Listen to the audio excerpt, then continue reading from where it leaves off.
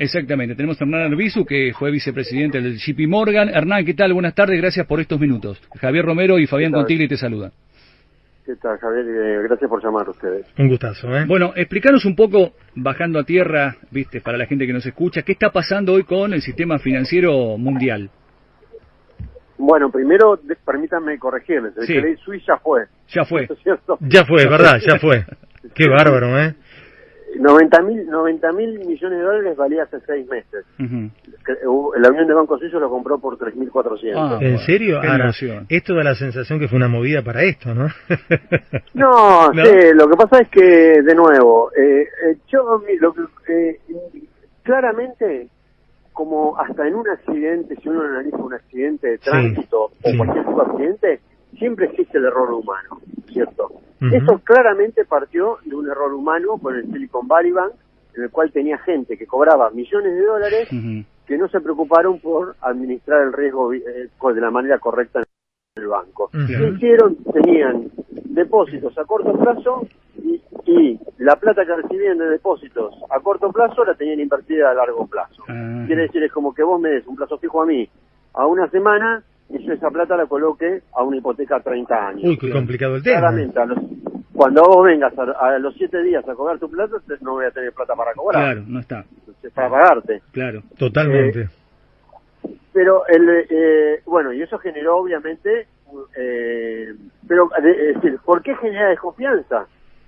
Porque claramente fallaron los controles, y los controles los ejerce el Estado, como cualquier parte del planeta. La Reserva Federal, lo único que tenían que hacer era mirar el balance del Silicon Valley Bank y ver que no macheaban, no cuadraban los depósitos contra los activos contra los pasivos. Y eso no ocurrió. No ocurrió eso. No ocurrió, y eso empieza a... Si yo, que tengo... Ustedes vieron que en Estados Unidos es muy común que aparte de los megabancos, haya bancos, lo que dicen los bancos regionales. Que no sé, si vos vivís en Ramos Mejía, tengas el Ramos Mejía Bank, en el cual tiene 5 sucursales y la gente de la zona está bancarizada en ese banco. Toda esa gente que que son bancos de capital chico, empiezan a subir, encima el estadounidense medio, que es bastante paranoico, porque tiene tiene las necesidades básicas satisfechas. Claro. Entonces, ahora hay un administrador y dueño de un fondo, de un hedge fund, Bill Ackman, de un millonario, que él dice eso, algo que para el ciudadano estadounidense era parte de las necesidades básicas satisfechas, como era tener la plata en una caja de ahorro en un banco, dejó de serlo, empezó a desconfiar que eso es confiable. Claro. Eso genera una corrida y bueno, termina como termina. De repente se acuerdan que la Unión de Bancos Suizos tenía un mal balance y le empiezan a pegar a la Unión de Bancos Suizos y es muy al Credit Suisse. Ahora, y es muy probable que le terminen pegando a otros bancos más, ¿no? Era como impensado esto que ocurre en Estados Unidos, ¿no? Uno dice, país es... Mirá, tal cual.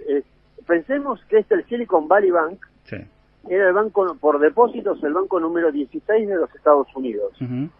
Tenía más de 200.000 millones de dólares en depósitos, de los cuales muchísimos entraron entre 2020 y en plena pandemia. Claro, como era un banco que se dedicaba a bancarizar, tanto a tomar depósitos y a prestar a empresas de Silicon Valley, que son empresas tecnológicas, tecnología y biotecnología, en plena pandemia, cuando fue el auge de la tecnología, captaron un montón de dinero. Le triplicaron los depósitos entre 2020 y 2021. Claro. El problema de lo que yo me centraría en qué nos beneficia o perjudica. Eso te íbamos a preguntar. Eso te quería preguntar. Y ¿sabés qué te proponemos? Porque creo que es una nota interesante. ¿Te quedas un ratito? ¿Te podés quedar un ratito? Va el informativo y seguimos hablando a ver en qué nos puede beneficiar a la República Argentina esto que está ocurriendo en Estados Unidos, en Europa. Dale. Seguimos con Hernán Arbizu, ex vicepresidente del JP Morgan, agradeciéndote estos minutos, pero bueno, hay que cumplir con el informativo de la radio. Y te informaste también, está bueno saber lo que está pasando, ¿no? Hernán, la pregunta quedó pendiente. No hay problema. La pregunta quedó pendiente, ¿en qué nos va a beneficiar o no perjudicar, más de lo que han perjudicado algunas cuestiones en la Argentina, este tema de los bancos internacionales, de la quiebra, ¿no? claramente es una crisis financiera internacional, ¿no es cierto? Que ustedes, fíjense, llamativamente, cada crisis financiera que que nace en Estados Unidos termina repercutiendo en el mundo. La 2008, por ejemplo. Exactamente, a diferencia de cuando fue la caída del muro de Berlín, la desintegración de la Unión Soviética, sí, que implosionó, no tuvo casi efectos colaterales. Claro. Eso es decir, con esto tienen todo armado como Qué interesante. para que justamente cualquier problema que los afecte a ellos, los afecta al mundo y que todo el mundo tenga que reaccionar en función, siguiendo los lineamientos que toman ellos, ¿no es cierto? Con respecto a Argentina, hoy era muy interesante porque en la agencia de noticias Bloomberg, en su canal de televisión, estaban preguntando si estábamos entrando en un Minsky moment, o un momento Minsky, para que se sepa de mejor manera. O sea, una oportunidad tal vez para la Argentina. Minsky es un economista que básicamente la teoría decía que cuando un ciclo virtuoso se termina, se da un fenómeno que queda muchísimo crédito dando vueltas, mucho más crédito dando vueltas de la capacidad de pago de los deudores. Claro. Porque se venía una etapa de crecimiento, de repente esto corta, esa etapa de crecimiento, la etapa de crecimiento viene acompañada con mucho crédito. Se corta la etapa de crecimiento, ese crédito sigue en la calle y el tomador de ese crédito no tiene la capacidad de pago que tenía un año antes cuando estaba creciendo. Esa es básicamente la situación de Argentina desde el 2018. Claro. Desde el 2018 que estamos sobreendeudados, no tenemos capacidad de pago, pero ahora no es Argentina solo. Claro, es el mundo. Sí, pero no solo es el mundo. Tenemos, por ejemplo, Bolivia, ustedes no sé si se acuerdan, que nos hemos cansados de escuchar que Bolivia, Perú, entre otros tantos, era el ejemplo porque su deuda soberana estaba casi... Bueno, hoy los precios de la deuda soberana de Bolivia están priceados a precios de default, para que se den una idea. Pero entonces con lo que estás diciendo creo que será un buen momento para renegociar la deuda argentina. Pero no cabe duda, es el momento, y es el momento de imponiendo condiciones. Que Argentina le diga, muchachos, sentémonos a dialogar, tal día, no sé, estoy pensando, el presidente con Massa, hablan con el Fondo Monetario, tengo que sentarme a dialogar, poner fecha, día de hora, y empezar a hacer política. Es que, mirá, yo hasta lo tomo desde el punto de vista, yo no soy político, sí he negociado bastante en mi vida, y yo lo haría hasta diciendo, me vas a decir, suena infantil, en estos niveles, ¿no es cierto?, de política internacional, pero me parece que es la forma es decir, dar la señal de cómo voy a ir a negociar. Ahora llamaría a Georgieva y le diría, yo soy ministro Massa, el presidente Alberto Fernández, el jueves a las 10 de la mañana estoy en el edificio del FMI en Washington. No, que yo voy a estar en Rumania, no me importa, yo estoy ahí voy a estar igual, ahí. Totalmente de acuerdo. Si vos no estás, me vuelvo a Argentina y echo la gestión del fondo que está supervisándome todos los días, y nos vemos cuando tenga el primer vencimiento. Está bien. Hoy vos sabés que planteaban algunos economistas que el gobierno está pensando una cuestión, no sabían si romper con el fondo, no creo que esto ocurra, pero sí una mirada como la que vos tenés al respecto. Algunos economistas, digamos, que no son, digamos, de la hegemonía, digamos, economistas, pero sí que piensan en favor de la Argentina, decían que desde el gobierno estaban pensando una cuestión así, porque va a ser impagable. Pero va a ser impagable. ¿Sabés qué, Javi? ¿Qué pasa? Sí. Hay un tema que tomó, se expuso mucho más con la entrevista a Martín Guzmán el fin de semana, en el cual Martín amenazaba con el fantasma del default. ¿A qué voy? Que el Fondo Monetario, no es que Argentina no está preparado para soportar un default, las consecuencias de un default contra el FMI. El FMI no está preparado para tener un default, y mucho menos del tamaño del default de Argentina. Es el país que más plata le debe. O sea, yo creo, claro, ¿no? Si yo le pido plata a un banco y le debo 50.000 millones de dólares, tiene que estar más preocupado el banco que yo. Sí, primero no te prestas, si digo, ¿no? Si estás en el verano, pero no te digo, nadie.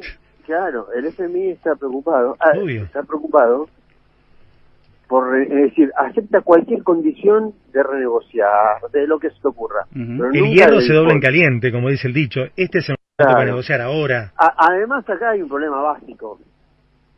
Es decir, en definitiva, el FMI es un organismo de crédito.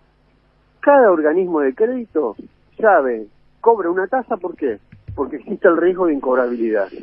Y si encima vos me cobraste una tasa porque me prestaste más de lo que me podías prestar, es porque sabías que existía más probabilidades de incobrabilidad. Claro. La famosa sobretasa. Claro, totalmente. Así que está, decir, no cabe duda que es el momento. Este es el momento, no dilatar el momento.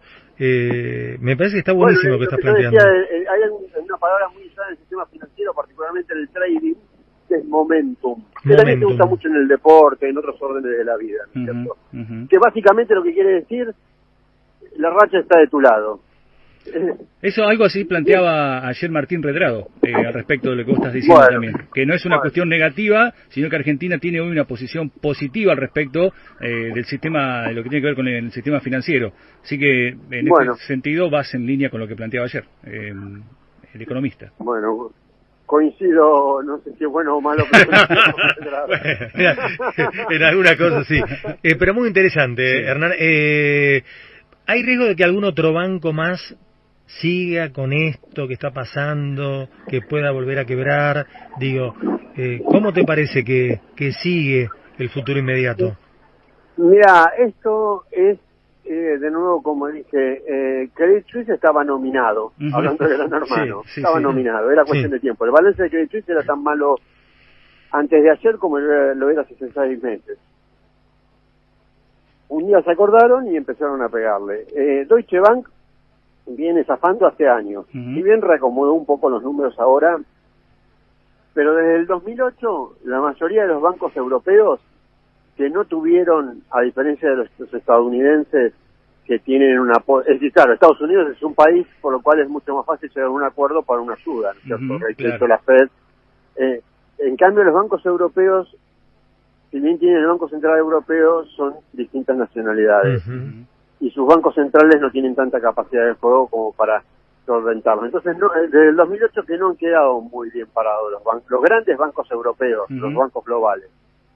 Entonces, hay que verlo. Algunos en Deutsche Bank se decía que en su momento que estaba bastante complicado.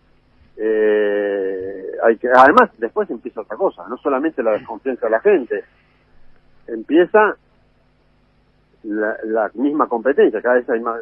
¿En qué terminan todas estas crisis? En mayor concentración del sistema financiero. Siempre pasa lo mismo, exactamente. Así que, es decir, después ya no es el pobre inocente que va a sacar su depósito al banco porque tiene miedo de perderlo. Están los que empiezan a vender las acciones para generar una pérdida de capital y bueno, y toda la historia de que siempre conocemos. Claro, y después vienen los estados y salvan a los bancos, como la historia que siempre conocemos, Hernán. Eso pasa. Bueno, pero en Europa va a haber un problema. También. ¿Qué pasa con toda Europa del Este que no tienen bancos globales, que no tienen es decir, sus balances, los balances de los bancos globales son pésimos, justamente porque le dije por el 2008, por el grid, por la ambición que tuvieron, nunca pudieron recomponerse. Y ahora, Bulgaria, países de la Europa del Este, la misma Italia, van a decir, ¿por qué estás ayudando al Banco Central Europeo, a estos bancos, cuando hicieron las cosas mal? Y nosotros que tenemos bancos locales, que nunca tuvimos la ambición de tener bancos globales, cubriendo y timbeando en el sistema financiero, tenemos que estar pagando las consecuencias de la desprolijidad de Europa del Oriente, del Oeste, de Alemania, la Europa central, digamos, la Europa más poderosa. La poderosa. Le van a decir, anda para allá, bobo, dejá que hacemos nosotros. Seguramente va a ocurrir eso. Hernán, te queremos agradecer por estos minutos.